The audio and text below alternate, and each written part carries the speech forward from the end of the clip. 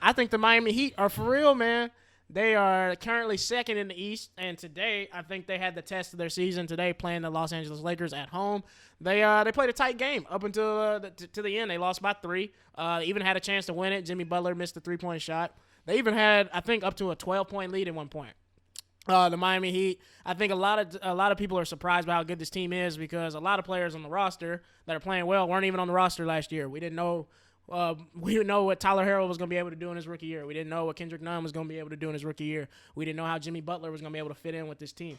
And so, but it's worked out really well, even with injuries. Goran Dragic has been injured. Who else has been injured on that team? Kelly Olynyk was injured for a little bit. He's back. So it's just like this team has definitely had some bumps and bruises, but they're still second in the East, and they're definitely surprising a lot of teams that didn't think they were going to have to really play hard coming down to Miami. So I want to know from you guys, where do you guys see this team? What's the ceiling for this team going into the All-Star break, going to the playoffs? Where do you see this team, how they perform towards the end of the year?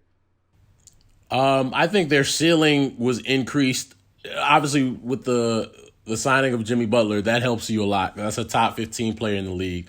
Right. The other thing that they didn't expect, I don't think anybody expected, that has really helped them was the development of Kendrick Nunn. No. He's come in and been a force offensively this year. Kid out of Simeon High School here in Chicago. Wow, he's a Chicago kid. I didn't know that. Yeah, okay. Really talented player. Play with Jabari Parker. Okay. Like this is a guy who didn't get that first opportunity. Got kicked off of his team in college. Had to do the whole G League thing, and then got his opportunity, and he's showing out. So I think that's helped the Heat a lot. Obviously, they're a well-coached team. Eric Spoelstra has been one of the more underrated coaches in the league for a long time now. And then Tyler Herro's come in and played a big role for them, hitting big shots. And they're just a professional team. Like, they know how to play basketball. And when you have a team like the Sixers, who we were talking about earlier, and you find those teams that just know how to play basketball and are well coached and are disciplined, and then have a guy like Jimmy Butler who can take the last shot but get guys in order to, like, that's the team that you don't want to see, because that's a team you'll look up and you're down 3-1, wondering how you lost Game 4 or the 4th game of the series on your home floor. Right. So I think the Miami Heat are a serious contender. The only thing I'd say is they should just stay healthy. Like, if they can stay healthy throughout the season, I think they'll be a really good shape. Okay. Well, Pat Riley has done a tremendous job building this team. He's been trying to get back into the East. He was probably just kicking himself watching Toronto do what he was hoping his team could do without LeBron. But I find the team is more of a commentary on the system that Pat Riley and Eric Spoelstra have built.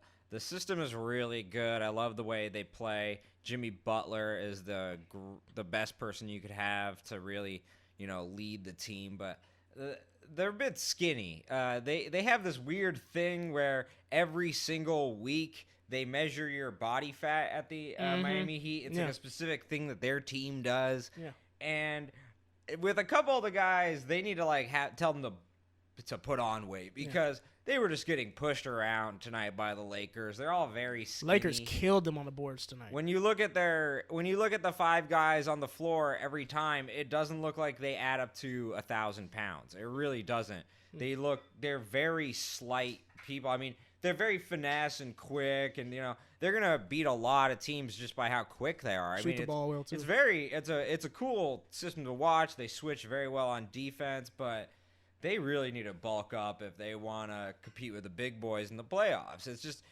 when you get into a playoff, series with this team, and you can watch game tape and you can play that style in a repeated manner, they're not going to do nearly as well in the playoffs. This is a system-oriented success, and once people see this repeatedly in the playoffs, it won't be nearly as successful. It reminds me a lot of the Houston Rockets. I love the system that everyone is building, coaching up through the management, but I feel like they're a year away from serious contention. Yeah. Teams like Milwaukee and Philadelphia could definitely be matchup nightmares for them in a 7-game series with the size. So I definitely see where you're coming from there. The thing that I would disagree with you on, Eric, is I think, as opposed to the Rockets, I think what they do is sustainable.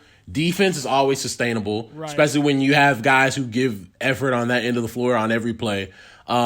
I knew I was forgetting somebody. Bam Adebayo has had a really solid season. He's really developed his game, and you can tell that his confidence has grown. I will agree with you. Like, I think they need to get some more size. I'd love to see if they would go after Kevin Love, because I think that would be a really nice piece for them.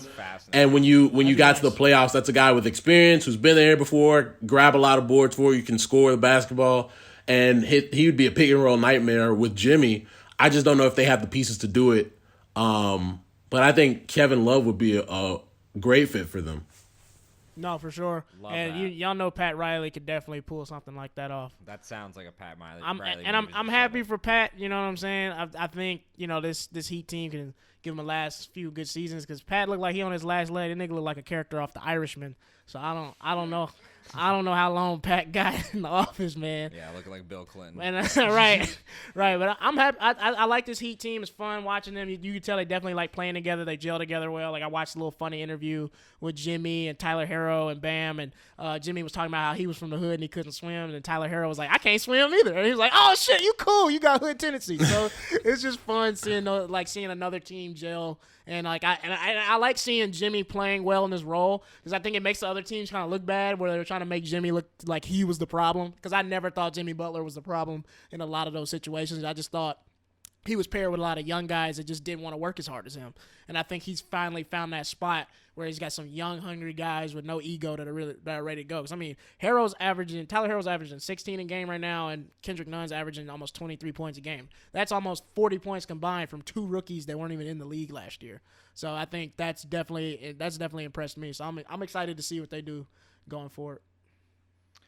Yeah, just to clarify, because I thought Russell made a good point. I do think what they do is sustainable, but I feel like when you're talking about getting into like either the Final Four or actually, winning your conference and, getting to the NBA championship, you're talking about teams that are probably very skilled and very large. And so I just feel like they'd get pushed around in those situations. I feel like they're on the path to be a true contender. Mm-hmm. But right now they're a little young, they're a little green, and you could see it. It doesn't matter how much effort they put in. Anthony Davis just pushing them around. Yeah. And so I hear you. They'll get there. I feel like they're a year or two away, but the NBA is one of those leagues you have to lose in the playoffs before you can really win in the playoffs. So I expect them to take that step this year, and then next year we'll see what they can do. Yep.